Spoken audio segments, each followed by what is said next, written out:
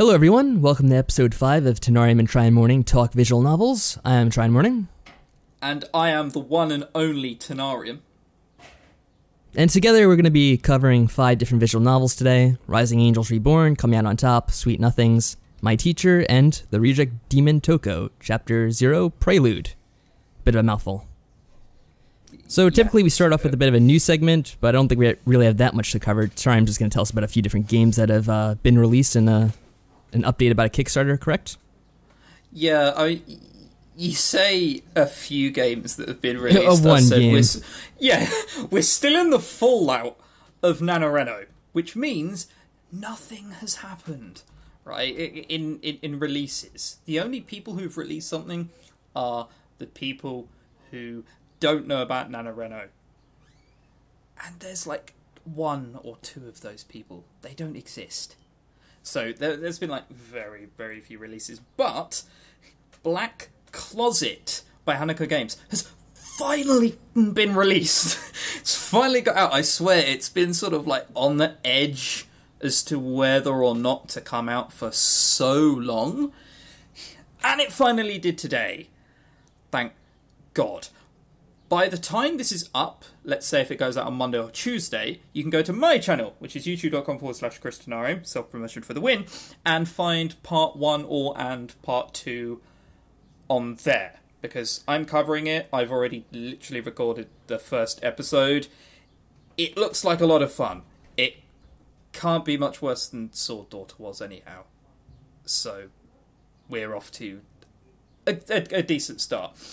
Other piece of news...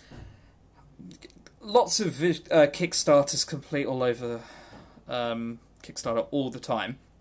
However, I just want to give a special shout out to Invisible Apartment 2, because, holy shit, anyone who has been following him throughout this knows that he has hoard himself out to the brink of every hole must hurt in his body. Right? There have been, like, daily tweets about it, sometimes bi-daily, replying to other people who've got questions about it. Hoard himself out so much, and with like 3 days left, finally did it. He's hoarded himself out so much that I'm honestly tempted just to throw some money his way, just in admiration of how much it's had to, tweeted and publicity's been done about it. If you follow anyone in visual novels, I will be shocked if you haven't heard about it. But, basically it's just a rather long way of saying, well done for hitting your goal and getting funded. Thumbs up. Yeah, and a bit of a side note too, I think now that Hanako Games has finally finished Black Closet, maybe something else might be in the works soon? Being vague, but I think you know I'm suggesting. I know exactly what you're talking about. That has been in fucking development since the first one came out. For those that don't know what we're talking about the Magical Diaries sequel, Wolf Hall. One that we all want to see. That, I swear, it's never coming out. It's never seeing the light of day. It's the Half-Life 3 of visual novels, or Episode 3, or whatever they call it. Yeah, exactly. It's Half-Life 3. That's what this is, right? We have the visual novel equivalent. It's something which I know a lot of people want. It's just never coming out. I was speaking to the person about it in Hanako Games about it. I swear, like a few tweets back and forth in like late 2013. Right? It's never coming out. It's just never coming out. At this point, you may as well do your own fan derivative game thing. But yeah, it's maybe one day. You never know. Yeah, and now that you said it, you're probably gonna be proved wrong. So we'll see what happens. Yeah.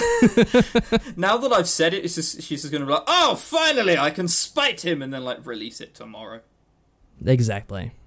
Okay. So now with the news out of the way, I think we'll move on to the games themselves. And the first game we're gonna cover is Rising Angels Reborn. Rising Angels Reborn. Can I just add a disclaimer here? Yeah, go ahead. Right. My personal opinions of this game, not Patrick's, mine might be slightly skewed towards good, just because I know the developer personally. We played like Heroes of the Storm yesterday for like 2.5 hours. But, and do you remember when I said I've always got one developer friend? I've got a, I was just speaking to a developer the other day, but, you know, the joke is it's always the same thing. Yeah, this is the guy who wrote Pirate Heart. So every time I say I have a developer friend, it's almost always him. But, yeah, so just bear that in mind. My opinions can be skewed, but he did write Pirate Heart. So I bashed that game quite heavily. It is the epitome on how not to do character development. I don't want to get into trouble here, but he did say that he made that game to pander to a certain audience. Interesting. I'm leaving a lot out of that conversation. Probably for the best. Yeah, there were other things said as well. But yeah, I just want to add that in as a disclaimer. Patrick, of course, has no affiliation with anyone in visual novels. But well, to be fair, myself, I think we're now following each other on Twitter. Me and the developer between this game. You're now following each. Fuck, you've made it, man. I know. Now we have the same developer friends. Yeah, before you know it, you'll be putting on like aviators and walking down and up and down like the street like Tom Cruise. Exactly. That's pretty much what it is in the VN development scene. Yeah, exactly. Anyway, would you like to talk about Rising Angels Reborn without me interrupting you? Sure. Let's at least try for a little bit. Let's see what we can do. Let's go crazy. Rising Angels Reborn is a space adventure / mystery visual novel created by IDHAS Studios, or IDHAS. I don't know how God, it's pronounced. It's IDHAS. I didn't even know that until he told me. How the hell did you know that? I took a guess. I really don't know. That is impressive. It's IDHAS Studios, because IDHAS Studios is really clunky. So the protagonist is a woman named Natalie Pusil, who is a special investigations and tactics officer in the Katagian Directorship, which is quite the mouthful of a name as well. From the start, you're kind of bombarded with a bunch of different military organizations and different intelligent species that you meet. It's honestly a bit overwhelming at first, especially when I started playing this game. I don't know how it was for you as you started out, because I do know you tried to play this a bit on your YouTube channel as well. Yeah, but I ran into technical difficulties back then. By that, I mean the game sort of didn't work. There were like sort of resolution problems, basically. But the game definitely has like a big cast, considering the whole game is set on one ship, right? And they throw a lot at you from the start. Yeah, they throw a lot at you. However, like Pirate Heart aside, he normally does write stories with lots of characters in them. It's not like, you know, the Winter Walls games where you're in this massive sprawling city or massive campus school and you know like 4 people. You know? It's not like that. I mean, can you remember them all? There's Sol, Alphonse, Commander something, Stan, a dwarf. Yeah, there's Zuri, Faye, Kika, who's like this dog-like creature. Faye, yeah, and someone else. The cat, Fox Cat, is Kika. Who are we leaving out? Is there someone? Probably. But basically the point I think we're trying to make here is that there are a lot of people. Yeah. Like, there's a fair few people in this game. That's definitely fair to say. And right from the start, like, they all come up to you, you have to deal with their relationships with one another. And a lot of that I kind of found to be a bit overwhelming, because a lot of the things that happen are this character has a problem with this character. I think half of them are almost between your human friend whose name is Saul and his various problems with different races. Like, he calls the dog creatures mutts, and that's considered racist in this universe. Considered? I think that is full-on racism. I think it might be specious, to be more specific, but yeah, close enough, I assume. Yeah, exactly, specious. I mean, something I was going to say is that, like, it's not necessarily like there are loads of different relationships between characters. You've got the Doctor, who's creepy, who's a bit of a creep, and then you've got Sol, who's a racist. Against pretty much. Yeah, against like any class. Other than that, most people get along.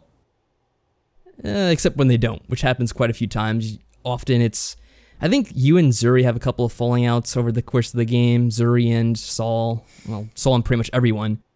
Then there's Faye and Kika, who have a weird relationship, and that gets back and forth a few different times. But yeah, I mean, I wasn't really too big a fan of a lot of the relationships between the characters. But once the story of the game got underway, I really liked the development there. I thought the plot of the game was pretty interesting. What happens is you're put on assignment on the ship called the Nimros, and you're sent to investigate the disappearance of a couple of researchers on this alien planet where there was this ancient civilization, and for some reason nothing really got said, but everyone just disappeared and you don't know what's going on. So you go on over, you find that there's some clues, you pick up the clues, and then your adventure begins. After that, there's some hints of sabotage and there's hints of a traitor, and it kind of goes on from there, and I find that to be really interesting.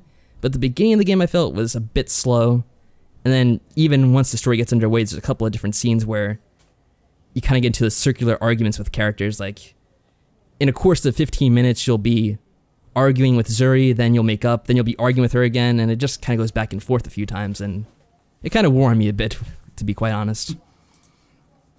I'd say that the reason that you end up in a lot is because I was surprised to find out that this game had 7 different endings.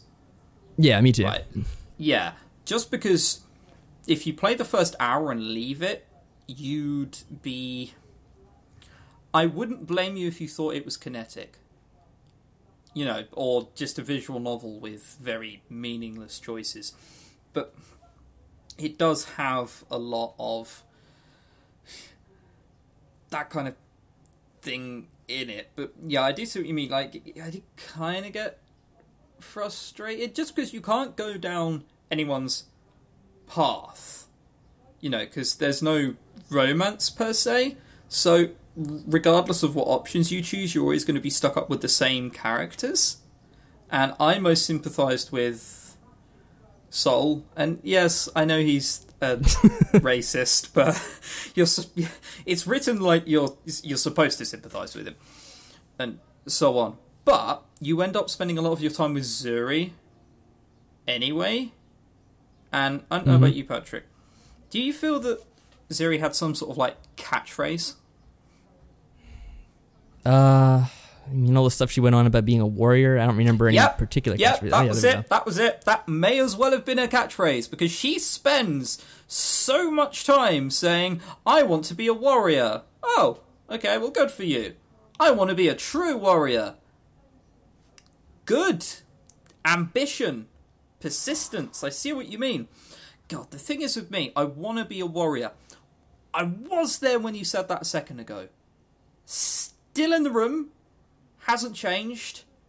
I want to be a... Yes, I know you want to be a warrior. I was there. That literally says it so often. And the problem with Zuri as well is that for someone you spend a lot of time with, she's really dumb. But she's not dumb in a sort of unpredictable sort of way, if you know what I mean. She's just dumb. She lets... Like, she says that you can't be a warrior because you're a scholar, you're a person who thinks. And the minute she said that, I was like, oh, okay, you're one of these people, are you? But, yeah. And then there was Kika as well, who I didn't like in the slightest. Oh, Kika, yeah. Yeah, just because Kika was... There wasn't any reason for her being there. Basically, she's part of, like, a royal family, and... she just, like, orders everyone around and gets angry. I was just like, I know vague military protocol. Like, if this is real life, you'd get shot to bits. Yeah, I think that's fair to say. This is supposed to be a military ship, but everything on the ship is very lax, except with Sol and yourself, really. Yeah, exactly. Like, that's probably why you can sympathize with Sol a bit more, because you see him as kind of the leadership type, and even though he's a bit of a dick, or he can be a bit more of a dick at times. Even though, and I know this is only a game, it's against species that haven't been found, therefore it's fine, it's not against black people, right? But even though he's a racist, he is trying to do the best for the crew. He has the crew in mind, pretty much no matter what he does, where Kika just sits around and bosses people around, and she calls that dog thing, you know, her minion, and shouts at you, telling you to be her minion. It's like,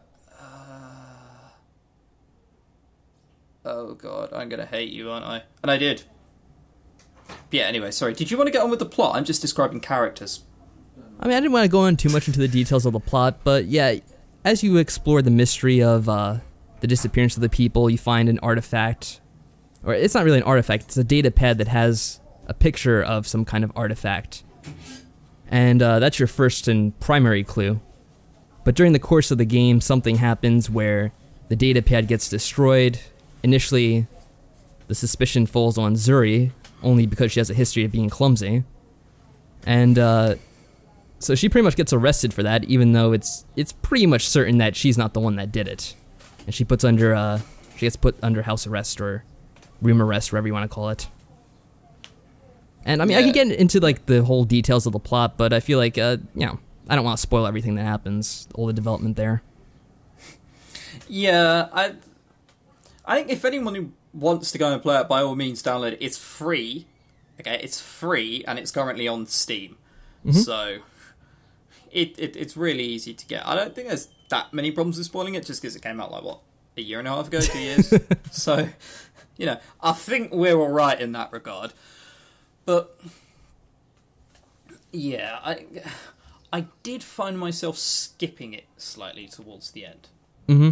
I was into it for the beginning, and then the more I got onto the end and the more time I had to spend around characters, because I've said before, someone doesn't have to be happy, they don't have to be sympathetic, they don't have to be negative. I just want interesting characters, and the more time I spent around, like, Zuri and Kika, the more I was like, oh my god, you're not characters. You're not proper characters, you're just really boring. So I felt myself skipping towards the end, and I think I can say this. It's not necessarily a spoiler, because of pretty much everyone else in the ship. I just decided that I took the ending where everyone dies. I was like, fuck it, we're taking the, inverted commas, noble way out of here. Everyone can die, balls to them. Very nice. Yeah, I didn't feel too harshly about the characters, but I definitely felt like, each character has their quirks, of course, and they're going to have their weaknesses and their strengths, but I kind of felt like some of that, or with most of the characters, a bit of that got rehashed way too much during the course of the game, more than it needed to be. Yeah, it's just like the characters like Zuri. And it got in the way of the plot advancing, that's how I felt. Yeah, it's just, with characters like Kika and Zuri, it was just so insanely over the top, if you know what I mean. Like, they weren't characters, they were just a personality type which had been exaggerated. So, I wasn't too keen on that. I don't know, I mean, I think it was a good game overall, though, to be fair. Yeah, I would say so. I definitely like the overall story, and I know there's a sequel to this game, or there's some kind of spin-off at least, so that's interesting. I definitely like the idea of this space adventure type game mixed with a bit of a mystery. Yeah, this game is very much in the sense of, like, Matrix Reloaded. Like, there is a to be continued sign at the end. But I'd say for what it's worth, it's worth playing. People who liked Pirate Heart, for example, I definitely recommend it, because chances are you're probably dead in the brain anyway, so you won't mind what's happening. But all jokes aside, I think it was alright. Like, it was good, if you know what I mean. I wouldn't call it great, I'd just call it, it was alright. Am I going to remember all the characters' names in 2 months from now? Probably not. I'll probably forget who most of them were. I was playing the game, and I tried to write down all the characters. But over the course of the game, I have to say, there's one character in particular who you don't really see too much, and it's Kylie, who's supposed to be the engineer. Like, you see her at the beginning of the game and maybe a few different scenes, and I'd completely forgotten about her until she showed up again near the end and did something significant. the dwarf. Yeah, the Hobbit. Wait, hang on, you're not actually allowed to say dwarf, are you? It depends where you're from, I think. I used to follow Warwick Davis, and he said that a dwarf is an offensive term. I was like, hang on a second. You appeared in a video with Ricky Gervais in a frog costume and then leaped up some stairs. Like, what? But yeah, anyway, regardless. We have to say person who is vertically challenged. Mm-hmm. So but I think that's just what her speech is supposed to look like, to be quite honest. Yeah, no, it gets very human-like. I can't remember what the species was called, do you? I think it even sounded like Hobbit. It was like Hobbin or something. Oh, yeah, I think you're correctly. right. It may have been Hobbin. Or something like that. But, yeah, ask me in 2 months if I can remember the names. I'll get through Sol and Owl, Stan, Natalie, and then I'll probably be lost. I don't even now I don't know what the commander's name was. Even in my notes, I've got Commander something. Commander Osuna. Or Suna. That didn't even ring a bell. But yeah, I'd say it's worth playing. And it is free, so it's really easy to. How long is it, roughly? Because I constantly tab out of games as I'm doing other things. I think their website said 5 hours, but I'm not totally certain on that. Because I kind of skipped out on it too. Can't be 5 hours, can it? It sounded a bit long to me. I would say maybe 3 or 4. But honestly, I kind of played this in parts as well, so I can't say for certain. Well, it took me 3 hours. And I'm pretty sure I tabbed out quite a lot. Oh, well, I'm a quicker reader than most, and as I said, I did start skipping towards the end slightly just to get to the interesting part. Should we move on to our next game? Yeah, I agree. I think that's about it for Rising Angels. Yeah, exactly. Let's move on to our next game. Now, anyone who knows what this is going to be slightly surprised that we were playing it. Probably. And when we got keys for it, I was surprised as well. So it's called Coming Out on Top. Now, this is... It's a gay game. There's no two ways about it. It's a gay game for people who like muscly men. And it is an 18 plus game. So there are bits, because occasionally I've got a bit of time at work and I'll just sort of knock up yeah, I shit you not, right? I'll really, open a visual novel. Yeah, look, I've got a bit of time, alright? But I mean, through lunch breaks, jeez. But I was playing this at work. I'm just going to skip to the one scene before I start telling you what it's all about.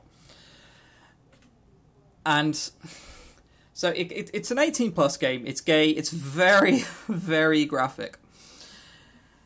And I was playing this one scene where I was in a room in front of everyone with a teacher. And it's the biology teacher, and he went, oh, okay, so we're going to learn about biology and sexual blah-de-blah. I was like, oh, God, okay, sure, why not? And then he's like, okay, hey, you can name your character, by the way. The default is Mark Matthews. What did you go for? I probably just kept the default, but I can already guess what you picked. Go on, take a wild guess. I bet you won't get it. Dave I did post something, it on Twitter, so, I mean, it's probably quite obvious. I didn't see your Twitter post now. Dave Davison. There we go. Yeah, exactly. So he called Dave Davison down, and he was like, right, okay, anyway, so I need to teach you about stimulation. And he, in front of the whole class, drops your trousers, tells you to put your legs up, so you're no trousers on, and you're sort of on your back, on the desk. And he starts... God. I'm starting You're right there, flashbacks. Chris. Yeah. It's only described. Okay? It's only described. He puts his finger between the area, I can't remember what it's called, but basically between your anus and testicles, and starts rubbing. And then he starts, jerking you off slowly. I was like, oh my God. Oh, alright, at least they don't have a CG for this. I don't have to sit there and look at it. And then, from fucking nowhere, suddenly there was a CG of this teacher doing it. I was like, oh God, no, close! Close! Because this happened at work. I could not close it quick enough. Ugh. Luckily for me, no one saw it. But yeah, so basically, you play as Dave Davison. You are in your last semester at university, not college, university. And the first thing you do is come out to your best friends, who are Ian and Penny. Now, every man, I probably best say, every man is like 6 foot, spiky, or that helmet hair thing which is popular, and they've all got, sort of like sleeves which aren't actually sleeves, they're like holsters because their muscles are so fucking huge, right? And yeah, you come out to Ian and Penny, and they're like, oh my god, that's totally great, and Penny goes, oh my god, you should come with me to like the gay bar. And there are, like, I think 4 or 5 different routes. I took the teacher route, because why not? I may as well test it. So I went through him, and I meet this guy called, I don't remember his name. Do you know the what teacher's the teacher's name was? Yeah, the teacher's name. It was Alex. And I go, Alex, thank you. I kept thinking Ian and Brad. I'm like, no, because those are 2 different people. Okay, Alex. Yeah, you meet this guy called Alex, and he starts hitting on you, and then you get each other's numbers, swap numbers, and then he turns out to be the lecturer in your next class, and he's like, whoa, I did not know that. And then as it goes on, it's a bit... I'm paraphrasing, of course, but it's a bit off and on. And then, believe it or not, because it is a romance game, you get together in the end. I did use a walkthrough, because the good ending is obviously, you get to stay together and then be teacher and university. Apparently, there's no laws against that. Is that true in America? That anyone can just sleep with a university professor? I honestly in England, don't know. That's illegal. You can't sleep with students. There are, like, even if you take sort of like the moral quandary out of it, ethics, like, that's so bad ethically. Well, Yeah. we've seen Dave used to have an F, but he appears to have an A+ now. How did he improve? So, just, whatever. Might be. Yep, I think that was a concern, wasn't it, though, during the course of the game, the whole having a relationship thing, and he says... They only bring it up morally, though. There's nothing wrong with it legally or ethically, apparently. Just another teacher looks to sort of, like, screw it up because he wants to get into a position where the other one wants... that your teacher wants to get into. Well, doesn't necessarily, but... basically wants to screw up his career or just make him leave the school so he can take this position. But yeah, eventually you end up happy. I did use a walkthrough because there are, I shit you not, hardcore gay CGs. If, on the bad ending, so you will get the bad ending if you do it with this guy. I'm not really into that, so I was like, oh god, I'll go for the good ending then, shall I? Did you get any scenes which didn't appeal to you, Patrick? Well, I got a couple of scenes. One was the one you mentioned, because I think that happens regardless of what you do. It's actually a dream sequence for those that are actually wondering about that. Mention that. That doesn't actually happen. Yeah. Because that would have been a bit more... That is fucking illegal. That has to be illegal. There has to be laws to prevent a teacher just shagging his student in front of 200 students. There has to be a law against that. Because as I was playing it, I was so shocked. Normally, as soon as I'm like, I know it's a dream. I was so shocked this was happening, didn't even occur to me. And then it's like, oh god, okay, it was a dream. Yeah, and other than that, in addition to doing the teacher's route, I did one with the jock, the football player who's going to fail out of class. And in that one, there was a scene where the two of you jerk off while watching porn online. And there's a sex scene later as the game comes to an end as well. Okay, well, I have to say that from a sort of objective view, that sort of art is very well drawn. It was.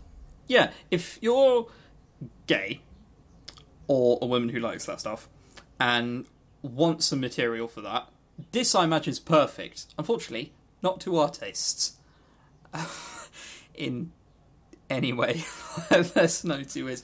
I know 4chan has the fantasies about me and JP, but unfortunately, it's just not to be. But... So, yeah, but... You've disappointed so many people, Chris.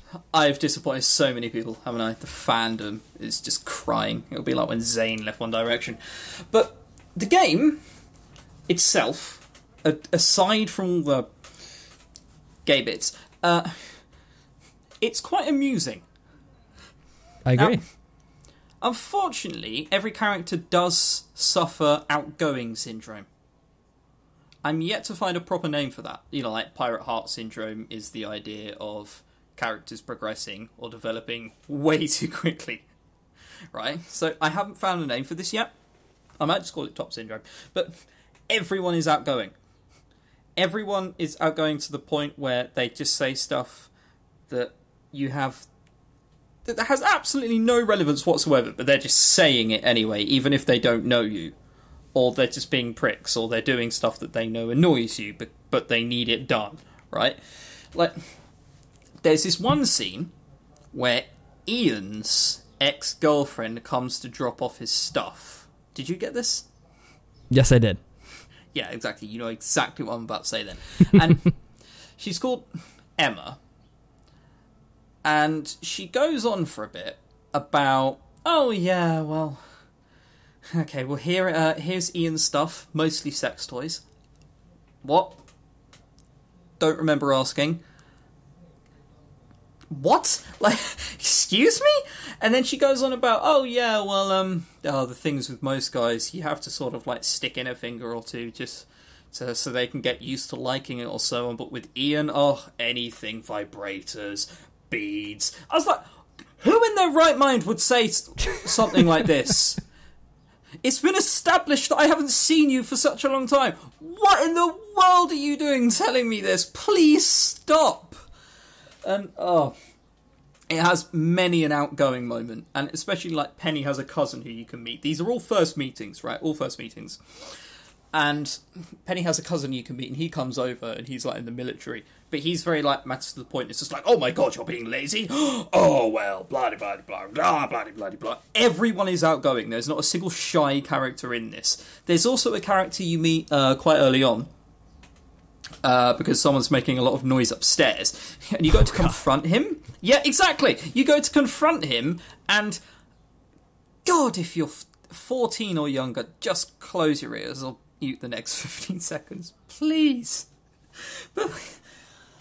But you go in there, and this guy sort of, like, answers the door naked. You've only come out, like, the day before or something, and he's like, oh, well, you are Cumslut X69, aren't you? You're here for the Bukake? I was like, oh my... People speak like that? Really? You can be a little bit more discreet, surely.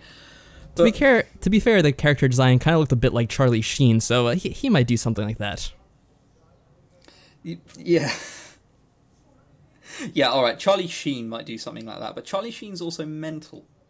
So, very true. You know, bear that in mind quickly. But, yeah, he's just like, oh yeah, you're here for the Bukake, aren't you? And you can agree, apparently. I didn't, because there are CGs in this game. There's very well-drawn art. No one skived off throughout any of this development. And, I didn't want to have to see that. I don't want to have to see that even if I was a girl. Like, let alone a bloke. But, yeah, it definitely has its weird moments. But I imagine it is amusing. The opening song is something I had on, like, repeat all that morning, because I found it. It's called Love, Love, Love by Pansy Division. Mm-hmm. But the first thing that happened when I opened the game, the first line I heard was, so many romantic dreams are merely bedroom schemes. I was like, I like this game already. I haven't even got into it, but I already know it has a sense of humour. And it does keep a sense of humour throughout. I mean, I can't go too much into the game, because a lot of it is essentially just, like, dicking around. Kind of? Mm-hmm. you're just sort of like, you know, dicking around with your mates or that, basically. You know, a lot of it is just silly little events. I've just singled out a few, but it does have a sense of humour, which I quite like. Did you like it, Patrick? Oh, I agree, definitely. The game had a great sense of humor. It was pretty funny the entire time through. And the game certainly doesn't take itself seriously, and that's definitely a nice thing, especially in this case. Yeah, exactly. You don't have to hear for like the umpteenth time about how someone has some trust issues because when they were young, I don't know, someone beat them or something. You know, like there's none of that. It's just good stuff, basically. Yeah, and even when drama does happen in the game, which happens along Alex's route, it's still wrapped up in humor as well, so it's pretty enjoyable. Yeah, it doesn't take itself too seriously, which is great, basically. But yeah, I definitely say it's good.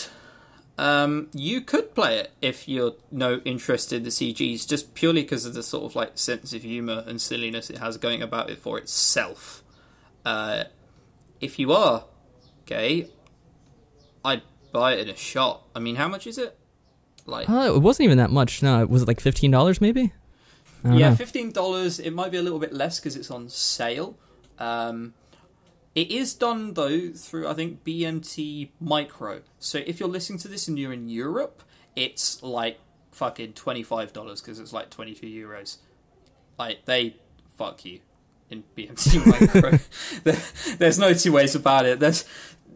In dollars, it's always really cheap, and then in euros, they're like, oh, it's like 25 euros. I'm not sure I could justify it for anyone if it was 25 euros, but I could definitely do it for like $20. $20 is a very good price point for that kind of thing. It's not that long. It's like, what, 2 hours at a push? That sounds about right. Yeah, 2 hours, but there are like 5 or 6 different routes, and from what I can tell, they're all drastically different. Yeah, the different routes are definitely unique. All the characters are pretty well distinguished from one another. Yeah, exactly. So there will be like that dream that Patrick and I talked about. Like that kind of thing will happen, but beyond like the first half an hour, I go as far as to say a lot of the stuff is unique, which is great because I hate having to, you know, just go over everything again just for like, you know, 1 or 2 scenes to be different. I think it's sort of defeating the point at that stage. Yeah, at a certain point in the game, you have to commit to doing one route, and then from then on, the scenes are designed around that one character you're committed to. Yeah, exactly. But it does do it very well, and yeah, it does have a sense of humour, even if everyone has outgoing syndrome. Yeah. Yeah, I would definitely agree with you that this game is certainly something you'd want to check out, even just for the story alone, unless you have some kind of thing against seeing this kind of material. Unless you're deeply religious and from the south of America, like Alabama or something, don't buy it. Like, yeah, don't do it to yourself. But other than that, if you don't care and you are a sane, normal, rational human being who doesn't mind gay people, I have a gay friend, right? That counts. That's like something that people on Fox News say, right? Pretty much, yeah. Yeah, exactly. I have a gay friend, so it's okay. He's a black gay friend as well. Actually, see? It's called Toko. How diverse am I? See? I have one gay black friend. That is, like, one more than most. So that makes me diverse. Yeah, and if you were Fox News, you could say you're killing 2 birds with 1 stone there. Whoa! What are you trying to say that these are personality things that you should just tick off on your way through life, Patrick? Oh, of course not. There's no people like that in the world at all, no. No one at all. But yeah, should we move on to the next game? Because, I mean, we've covered 2 good ones in a row. Sure thing, yeah, definitely. So, it's about time to put end to that, right? Put a break on things, yes. So, yeah, 2 good games. Also, you could say coming out on top was a good game, involved gay relationships, and the next game we're doing involves gay relationships, but we're going to see how this one didn't turn out so good. So this game is called Sweet Nothings. And to be fair, it's a first-time kinetic novel created by a Lemmasoft forum member named Sheepley Wolf. And the protagonist of this game is a teenage boy named Jason, who is an American student that moves to Japan with his family. And Jason happens to be gay, but at the beginning of the game, he doesn't quite understand if he's gay, if he's straight. He's a bit unsure about his sexuality. I guess you could say he's questioning.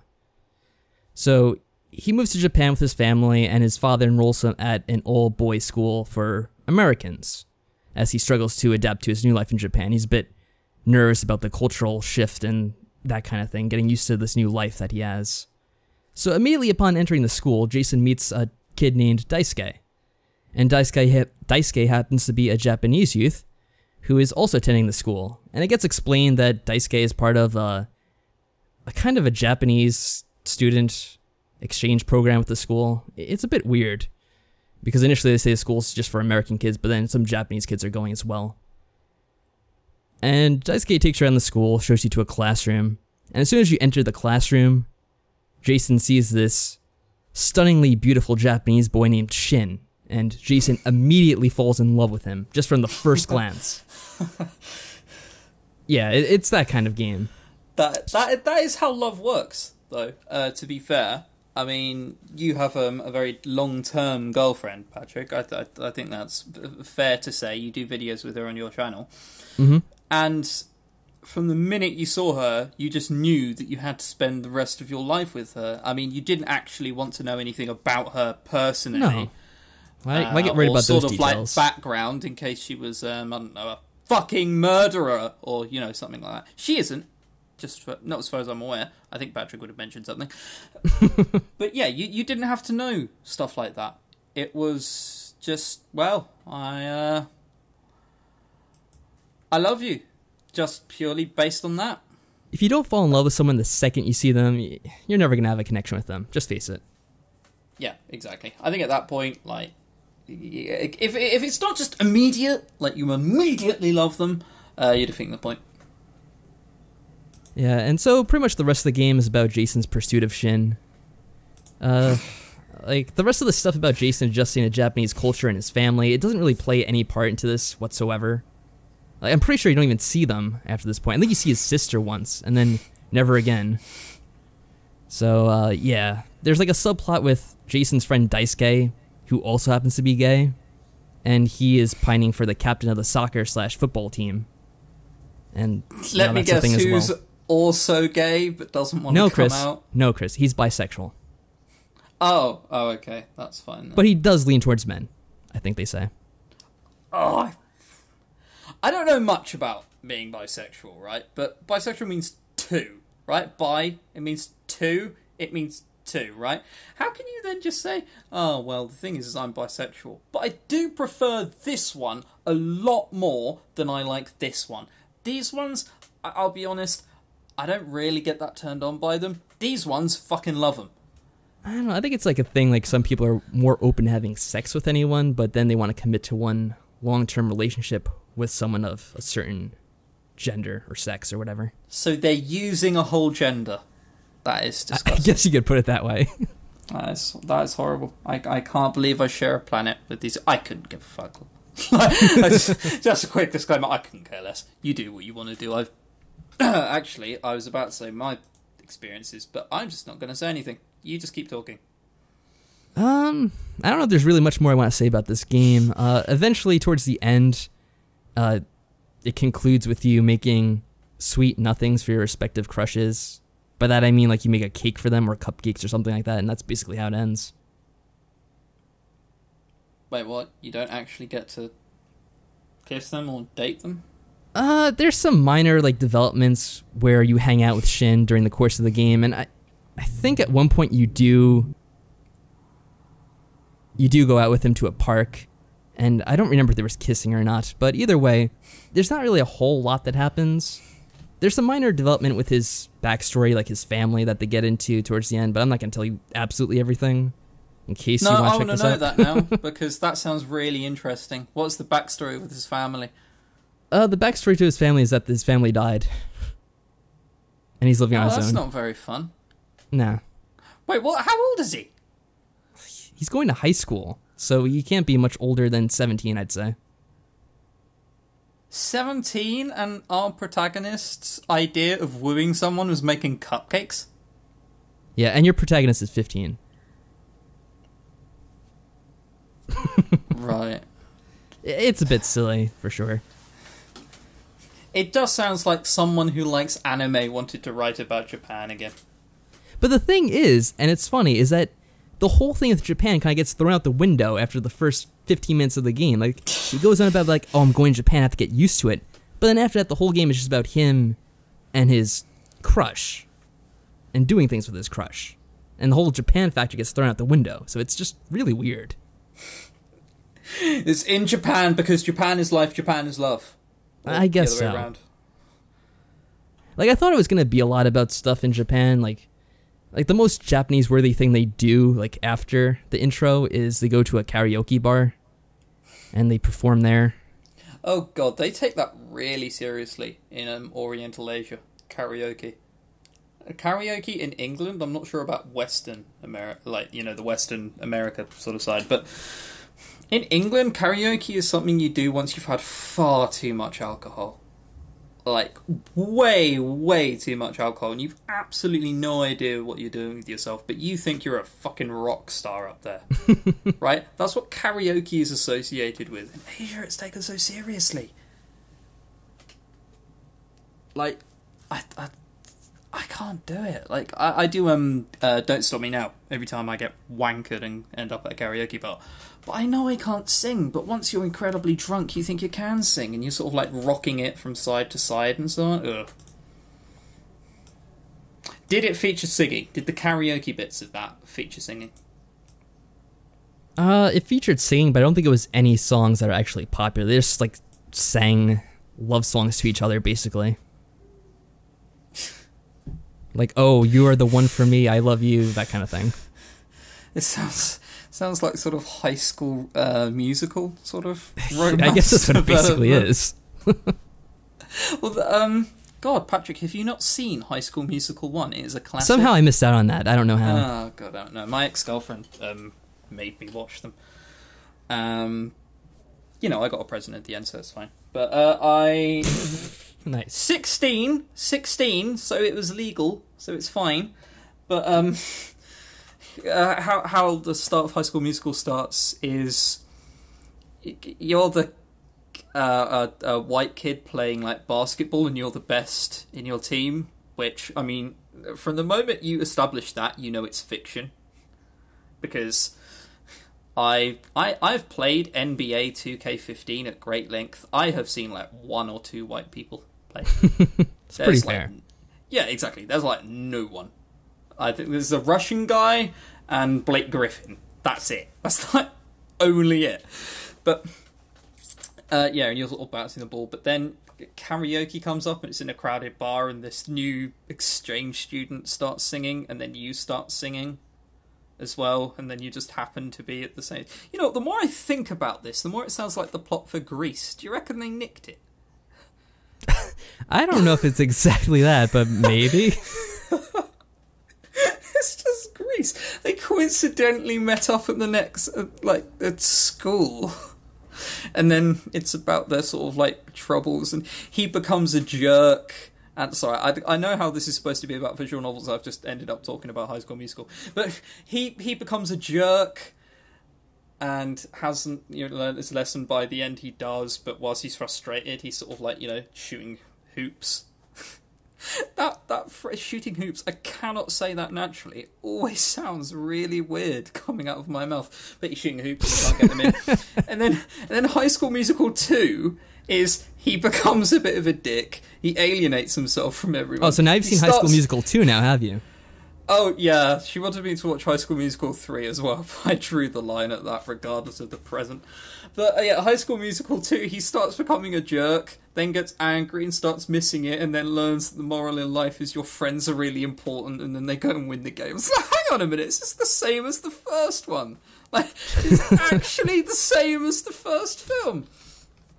Except they're in summer camp. But yeah, but basically, I mean, you did just have to sit through a very bad game about being gay in Japan, but you got to hear me speak about High School Musical. Yeah, I don't know how that worked out, but hey, I guess they're exactly the same. Yeah, someone messaged me the other day and they said that I don't go on enough tangents as I used to. I don't just completely derail conversations. I would like to take this status back and reclaim it as my own. Yeah, so Sweet Nothings versus High School Musical. I'm not sure which one I'd pick, given that I haven't seen it yet. Well, Sweet Nothings is shorter, so... That is true. You can make it shorter by just holding the spacebar. High School Musical, unless you hit fast forward, will not go any quicker. It will still be the same painful, dreary, hour and 40-minute film, no matter what you do. Indeed. And, I don't know, is there anything else we want to say about Sweet Nothings? Not unless you want me to talk about High School Musical again. I think it's fair enough. Okay, so we'll move on to the next game then. My Teacher. My Teacher is a visual novel created by Seraphim Entertainment. That name might sound familiar because it's the same group that created Seduce Me, which we reviewed. Love that game. We absolutely adored it. Absolutely love that game. We thought that the tone was completely in place and wasn't all over the place. And just a good game all round, really. Indeed. Yeah, don't watch our other episode. Just take our word for it. Yeah, take our word for it. Well, we wouldn't lie to you, would we? Anyway, Dave, keep going. So, My Teacher came out a bit over 2 years ago, and it really does kind of feel like an early prototype of Seduce Me. You play the role of a young woman who's able to choose from a group of 4 young men who are all romanceable. Even the personalities of these young men are pretty similar to those that you'll find in Seduce Me. Where My Teacher is different is that the character you play as in this game is a young teacher. One day she's contacted by the CEO. She's not a teacher. Oh, please correct me. She is a nationally renowned tutor and babysitter. I shit you not. The words, "oh, I'm nationally renowned," are used. Yeah, okay, so that's what it is, apparently. But yeah, so she's a nationally renowned tutor and childcare expert, apparently. So naturally, she's contacted by the CEO of a major company. The CEO has a dilemma on his hands. Do you know the name of the CEO? I do not remember the names of anyone in this game, to be quite honest.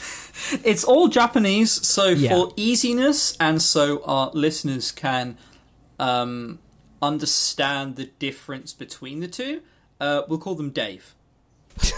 That makes the most sense, of course. Exactly. So the CEO has 4 sons. You know, Dave 1, Dave 2, Dave 3, and Dave 4. And each of them has some kind of fault that makes them not yet worthy of succeeding him as CEO. Now, I don't know, I'm going to go on a bit of a tangent because I know Chris, being the posh individual that he is, probably knows all about CEOs. So, aren't CEOs elected rather than just picked as successors? Yeah. Yeah, that's what much. I thought. I can't remember what the O bit stands for. It's like chief executive, I presume like operative or operator or something. But most things are elected in. It's not a fucking monarchy. You don't, sit there at the top of your throne and going, well, when I die or abdicate, someone in my bloodline will have to take it. No! Imagine if Bill Gates worked that way. Well, I'm head of Microsoft, but when I die, one of my children is taking over. Excuse me? They're doing... No! That's a terrible idea! Yeah, so it's a bit silly. And he wants you to choose one of his sons, to train them as his successor. Oh, and by the way, he's retiring in 4 days, so that means you have 3 days to make a proper CEO out of him. He's not a very well sort of planning forward sort of CEO, is he? I don't know how he made it as CEO in the first place, and how this company is still, successful. It's probably best I just don't say what's on my mind. Keep going. Yeah, so from that point on, you just choose whichever one you want to pick to be your partner. I only did one of these because it seemed kind of predictable to me what would happen in each of these routes. So the one I picked was the shy one. And basically what happens is you go in with him one day to work. You basically see that everyone walks right over him. One guy says, "Oh, I'm sorry, I have to go out and help my sick mother. Can you do my work for me?" He's like, "Sure." Then another girl comes up to him and is like, "I don't have money for lunch. Can you lend me some money?" He's like, "Sure." And that kind of thing. And he goes to a business meeting, and they said, "Oh, the stocks you picked have tanked." And he just freaks out and starts almost crying, I think. And so from there on, it's your job to train him and have him become a proper person who's able to handle these things and deal with them as a CEO should. Which means you really just have one day where you show him what's the right thing to do, and then after that he gets it and he becomes a proper CEO. Yeah. I have... I mean, but the thing is, my experience with this game was very good, actually. It was very positive. Mm-hmm. Let's hear it. So, basically, I went in and, I got this whole, oh, you've only got 4 days to go. And, so I got in, and all 4 of us were actually on a run. And what we were doing is we were trying to solve the murderer of our friend, Sam Watts, because once we do, we get 100,000 Ryu in. And, see, I thought in the midst of this, I may have accidentally hit close and opened Shadowrun Returns. That may have happened, but I don't think it did. So we went on, and, we killed girls, and then eventually we found out it's actually Sam Watts' sister who was more available because she sort of, harbours resentful. But basically it was a very good game. I was enticed throughout. Who knew, Renpai can add, this really complicated battle system in? It's pretty astounding. Yeah, customizable character. I could have been a mage, a warrior, a rogue, a shaman. I could have been loads of different things. I could have been a jacker. Loads of the more I speak about it, the more I did think I was just accidentally playing Shadowrun Returns for a while. I'm sure you didn't make that mistake. No, I can't have. Okay, no, ignore. I'm pretty sure I was playing as a 21-year-old tutor woman. I'm pretty sure... No, actually, now I come to think about it, I think he was an orc shaman. Yeah, Same no, difference. He was an orc shaman. I don't know, I may have just got a different version. But yeah, so basically, I think we can thoroughly recommend. Yeah, definitely. I'll say this. It was definitely a lot more focused than Seduce Me was. It's not saying much. That's what I'm going to say. Yeah, to be fair, that's not much of a compliment as compliment goes, is it? It's a bit like saying, "Well done, Al Capone, you've managed to not kill anyone for several years." And I guess it's also not a compliment saying that because Seduce Me did come out later, after all. Yeah. Oh dear. Shall we move on to our next game? Patrick? Sure, Chris. Your last one that you're going over as well. Yes. Reject Demon Toko, Chapter 0, Prelude. So this is a game which came up by Loopysoft. They made the Menagerie before, which still isn't out. They've got a demo to it. And, that game was porn. There's no two ways about it. Apparently there's a story, but there's such a small story. Come on, Patrick, you're a 20-something white male. There's this... You'll know what I'm talking about. There's this bit in porn, it's always, ridiculously done. And it's always, for example, when someone walks in on someone cheating or having done something they don't like, they're like, "Oh, I'm going to punish you now. I'm going to fuck you." Mm-hmm. Wait, what? You're going to have sex with me for me doing this bad thing? Yep, that's what I'm going to do. That happened in the Menagerie. So... I was sort of a bit confused as to what to go, but then I remembered, oh, hang on a minute, it's on Steam. It's not just going to be porn, there's going to be a story around this. So I was right, there was a story. So you play as Toko. He is a demon. He is the worst demon in the whole of hell. Right? When you're little, you have to go and reap the soul of a girl called Nadia. And that's not the last time you'll hear me speak about Nadia. Differing reasons. And instead of reaping her soul and letting her die, because your dad really doesn't do a wonderful job of explaining what you have to do, You accidentally just end up saving her anyway. So that happens. And then several years later on, it doesn't say how many years later on, but let's just say several. You're now no longer a little child. You are speaking to the... I can't remember what she was called, like the administrator of hell. Yeah, she's the administrator of the outer regions of hell. Like, there's 3 sections where they have the outer, the middle, and the inner. It's based on, I think, Dante's Inferno, to be honest, I think. Oh, okay. Well, imagine I haven't played Dante's Inferno. That's a story. let's just go on assuming that I haven't, okay? I have, of course. But let's just assume I haven't. So, several years on, you're speaking to the administrator of Outer Hell, and she is banishing you to Earth for being a rubbish demon. You have 417 chances of taking a soul, and you still haven't done so. Like, huh? No idea how that works. But anyway, you're out on Earth, and pretty much within 5 minutes, you bump into Nadia. Coincidentally, I presume. Obviously, what happens at the end sort of makes it deliberate, but that would be giving away too many spoilers. But let's just assume, right? Coincidentally, you bump into Nadia, and she was like, "Oh my god, you must be so cold!" So you go and like buy some clothes, and then you like sleep at her house, and then you like eat food.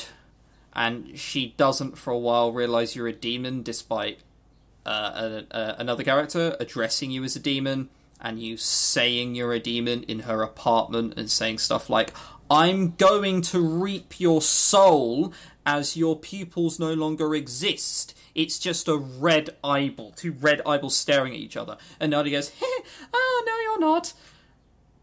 And Toko goes, "Oh.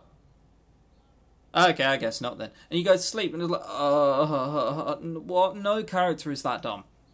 And it turns out after a while she had realised that you were a demon.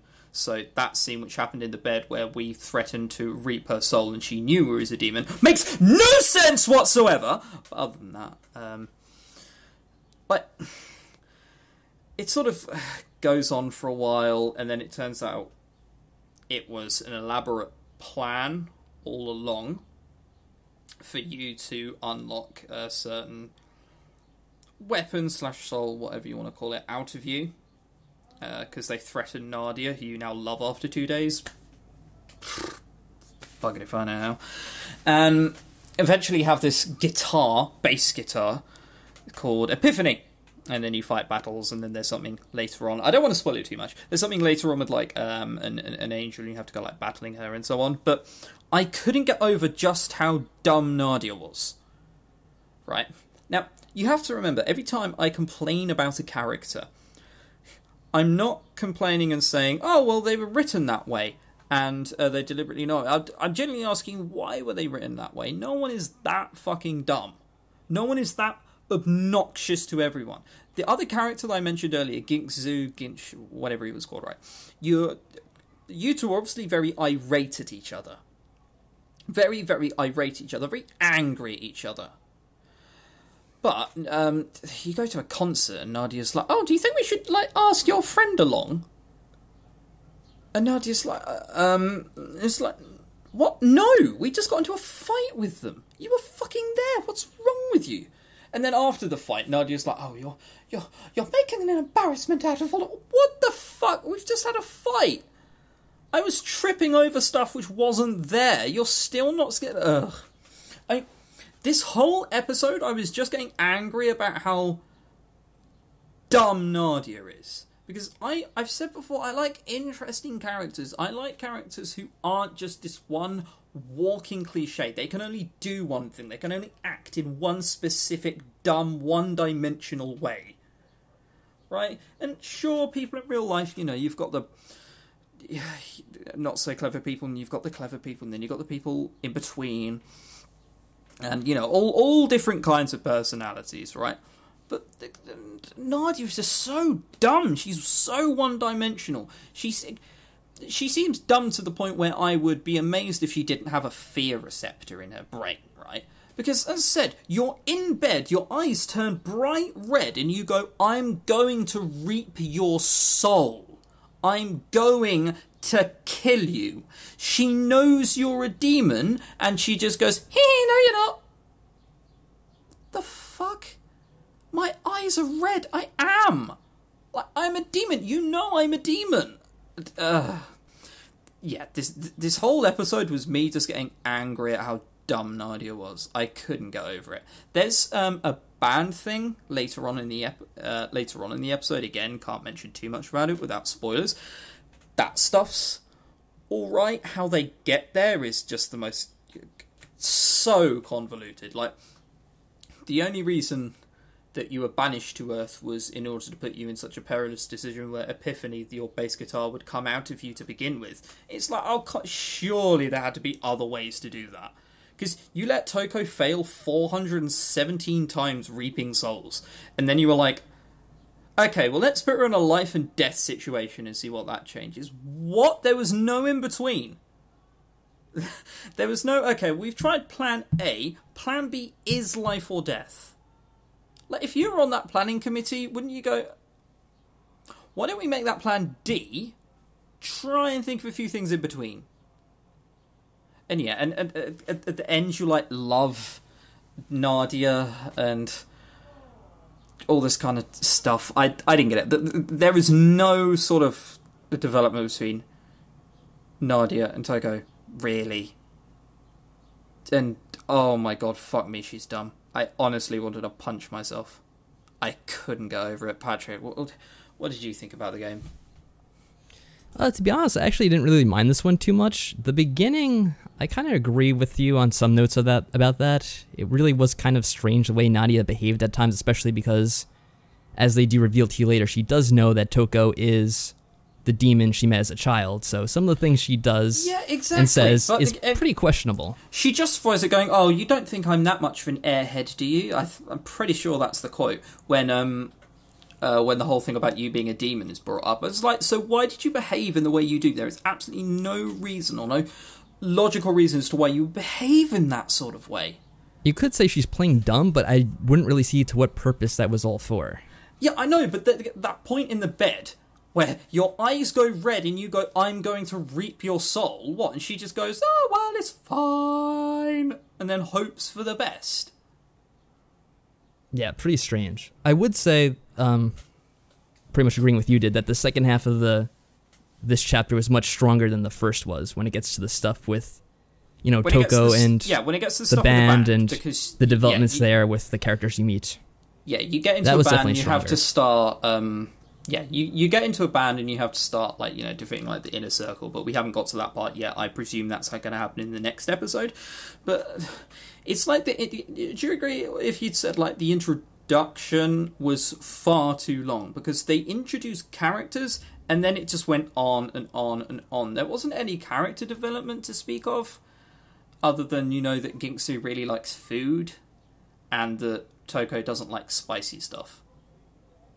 Yeah, I mean, I didn't really find it to go on that long, because it was probably like under an hour. I mean, no, it didn't bother me too much. Just about an hour.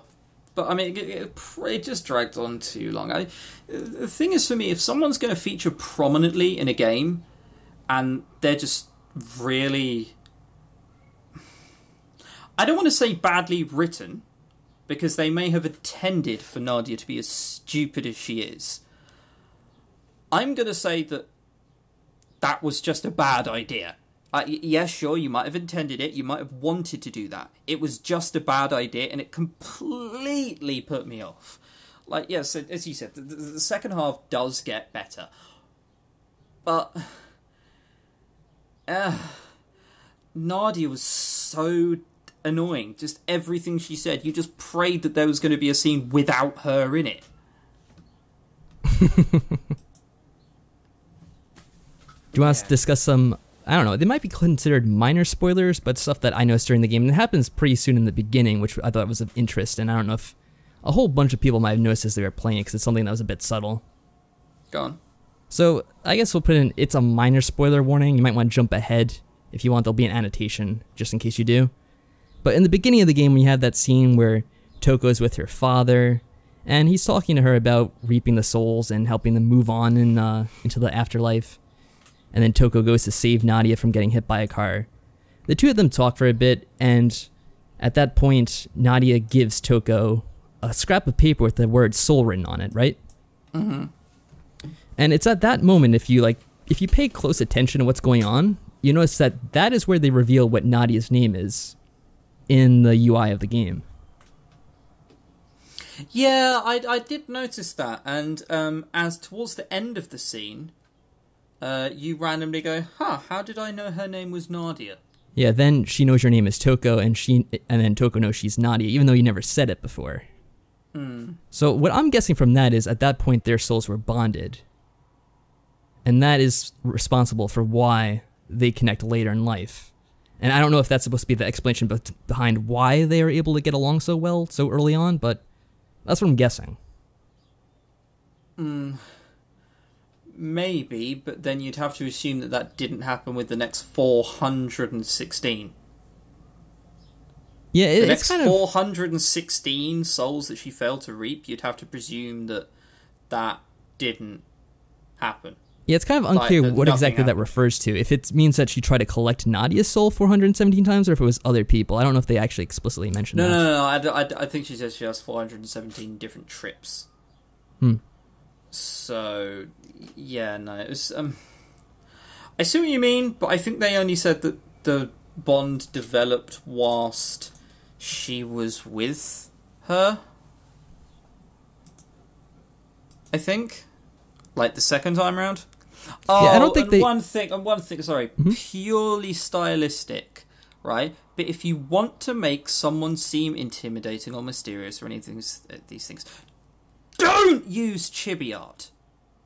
Chibi art is the thing you use. It's the kind of thing I hate, right? It's a thing you use in cute games, and everyone loves each other, and everyone just wants to vomit over each other with pure love and love hearts, right? It's completely absurd. There was so much of it, right? And I was just like, what are they trying to make like Toko seem like this really cute 8-year-old all of a sudden?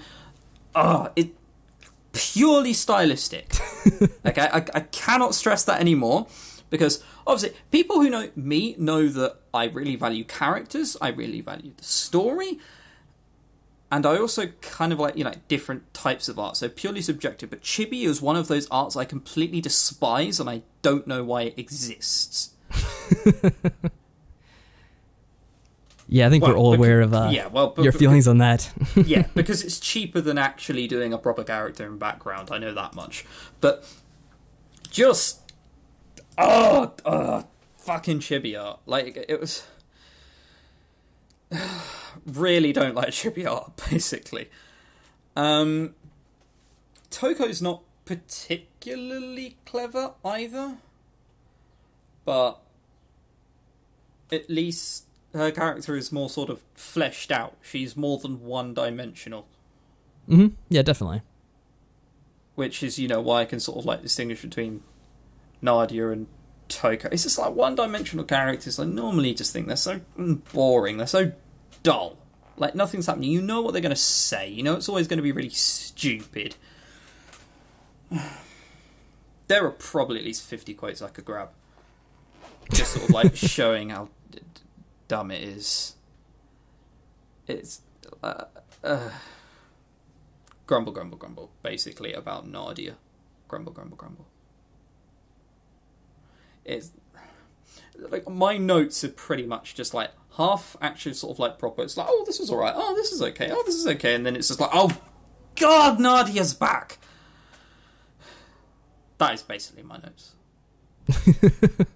Yeah, I think we know pretty much your feelings on Nadia. Aside from that, I know like the music of the game and the artwork got some acclaim. I don't know, how do you feel about that? The music and the artwork. The artwork was alright. I wouldn't say anything particularly stood out. It was well done. That was, like... Calling it book standard would be harsh, but it was well done, but it was alright. The music had, when you start playing Epiphany, the bass thing goes on very oddly. The main bit of that song is actually an electric guitar, because they start strumming. And I'm like... I'm not a music genius, but I play the bass. You can't strum that and make the sound of an electric guitar. That's not how a bass works. But the music was good. The rock bits. Some seemed slightly placeholdery. But yeah, I think basically the main problem that this game has sort of got into is that it tried to do too many things at once and added a few things. Probably true. You should be able to keep up with everything that's going on if you've been reading properly. But yeah, basically the main things against it was the story wasn't that good, and I sort of agree just because of how convoluted the first bit is, and then it's also a convoluted stretch to get to the second bit, but at least it gets slightly better. You have to also remember as well that this is episode 1 of 4 episodes.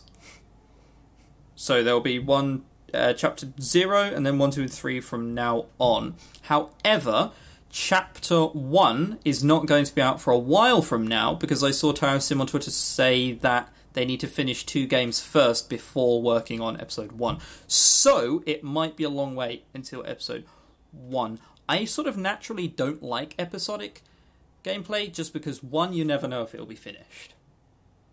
Right, the English visual novel sort of genre is still small, so small enough to not worry about if something sort of like goes missing like that. Episodic's normally a bad thing consumer-wise. It might be good for the developer, but consumer-wise it's never good, because part 2, you have to wait forever for the next bit of story to come out. Right?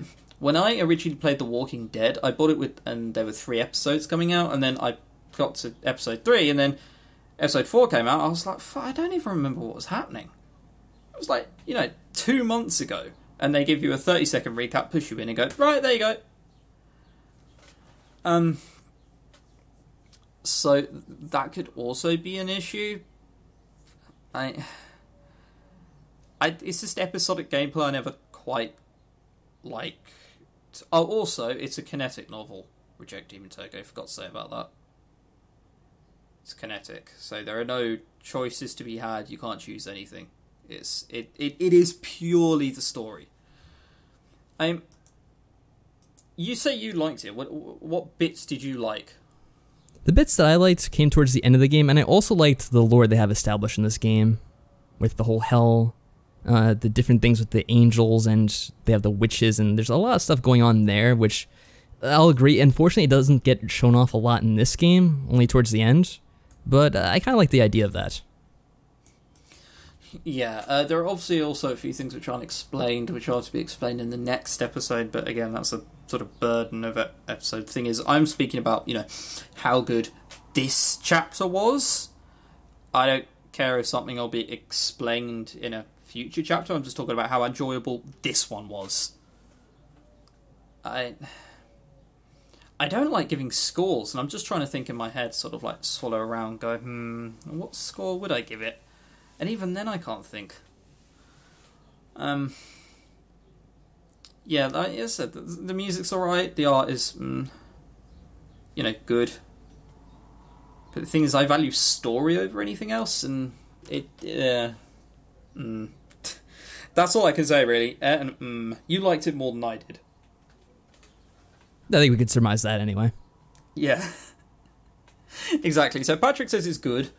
I didn't particularly like it, but I dislike episodic gameplay by nature. Yeah, I agree with that. I mean, it's definitely tough, especially to review a game like this, because, we can say these things now about this didn't work out, and, this about Nadia, and then all of a sudden, in the next episode, they provide an explanation for it. So it's definitely hard to go over, and, I don't prefer episodic episodes. I'll agree to that. Yeah, I don't see how a consumer basically benefits from episodic gameplay in any way, because it might not be finished. Obviously, not with this game necessarily, just in general it might not be finished, but you have to wait so long between episodes.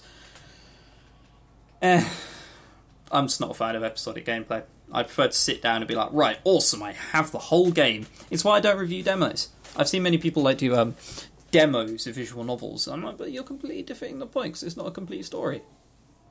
I don't do demos.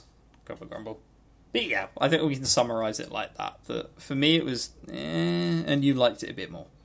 Yeah, I would recommend people give it a shot. It's not too bad. Yeah, it's only $5, and that gets you, what, like 2 hours? Yeah, it's definitely, if you're reading the whole thing through, and there is a bit of subtlety to some things that you have to read into a bit, so it takes a bit to get through. Yeah, exactly. There is a certain subtlety. I mean, probably not as much as being bigged up, because I think I pretty much caught on to most of the subtleness. There wasn't a huge amount, but yeah. I mean, it's only $5. If $5 means a lot to you, then I probably couldn't suggest it. If you don't mind just throwing $5 away at something. I say throw away. Now, if you don't mind just throwing $5 at something, yeah, you can get it. So, yeah, and that was the last game we had to cover. Reject Demon Toko. Yep. I think this is probably our shortest episode, isn't it? What, 1 hour, 20 minutes? That's pretty short by our standards. Yeah, plus we didn't do the news or anything. Well, we had a minor bit of news, so there was that. Yeah, does someone want to kick off some drama or anything? Does someone want to just call someone else a cunt? Because like, there is I know there's no some people news. hoping for that. Yeah, there is no news, and obviously you can't just sort of cover every new visual novel which has come out, because that's a bit silly. So, and every Kickstarter as well, because that'll become very samey. So, you know, news has to be news, like, oh, such and such has announced this, or such and such has called the other person a twat, but there's no news. There's been, like, no proper news since Sim had a proper go at JP. Yeah, and I guess that's about that. So, what I guess we can say is if you do have a suggestion for what you want to see us cover next episode, now's probably one of the best times to suggest it, because we've been running low on ideas. Yeah. Exactly. Like, sort of selecting games has been a rather fickle process. Like, literally, Patrick just says a very large number, and I have a filter on VNDB, and I'm just like, right, okay, I'll go to that number and see what it is, and this is why this week we were playing My Teacher. Now, that, I think, was the number at the time 666 as well, which was ominous. Indeed. Yeah, we probably should have taken the hint. When would we ever do that? Yeah, exactly. Also, completely forgot the competition for Blue Rose. Someone messaged me with a lovely idea and they got the key. Basically, that's how that worked. So, yeah, that's the competition. I forgot to mention that. I should have mentioned that through the news, really. Now we think of it. Yeah, now we think of it. God, if only planning were a thing, huh? But yeah. Let's sign off before we go on another tangent. I've already spoken 10 minutes about High School Musical. Yeah, right, very good. So thank you everyone for watching this week's episode. The next episode, which usually we do this bi-weekly, it'll probably be on Chris's channel. That'll be episode 6. So be sure to go have a look at that. If you haven't subscribed already, which I don't know why you wouldn't, be sure to subscribe to his channel. And we'll see you there. Yeah, and I'll see you there. And if you've gotten to this point and you're not subscribed to me, I mean, I'm not saying that there will be, but someone might come to your house with a petrol and a box of matches. So, I mean, let's face it, you're not subscribed yet. I have to resort to violence to get you to subscribe. It just has to be done. Has to be done. Anyway, I'll sign off. Thank you very much. What do you call your viewers, if anything? I don't call them anything. I just address them as people as they are.